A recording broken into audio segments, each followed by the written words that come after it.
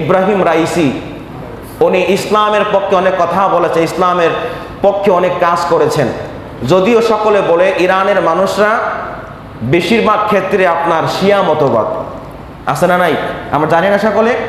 তবে আমি এতটুকুই বলবো, ইব্রাহিম রাইসি যদি শিয়া মতবাদ হয়ে থাকে, আল্লাহ পাক কবুল করার মালিক, মাফ করার মালিক হচ্ছে আল্লাহ। সে যদি সত্যিকারের শিয়া মতবাদ হয়ে থাকে, তাহলে তার মৃত্যুতে আমাদের কোনো সুদ পালন করা জায়েজ হবে না। কথা বলেন। যদি সে শিয়া মতবাদের না হয়ে থাকে, আমি কিন্তু ভেঙে দিচ্ছি, যদি সে শিয়া মতবাদের না হয়ে থাকে, তাহলে ইব্রাহিম রাইসিকে যেন আল্লাহ পাক জান্নাতের উচ্চ মাকাম দান করে, সকলে বলে আল্লাহুম্মা আমিন।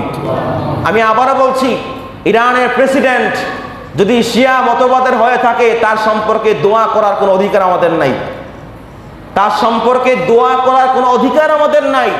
যদি ইব্রাহিম রাইসি সাহেব প্রেসিডেন্ট যদি শিয়া মতবাদের না হয়ে থাকে, তাহলে আমাদের ইমানি দায়িত্ব যে এরকম একজন মুসলিম নেতা ইন্তেকাল হয়েছে, আমাদের দোয়া করছেন আল্লাহ পাক প্রত্যেক ঘরে ঘরে ইব্রাহিম রাইসির মতো একজন মুসলিম নেতা আল্লাহ পাক তৈরি করে, সকলে বলে আল্লাহুম্মা আমিন।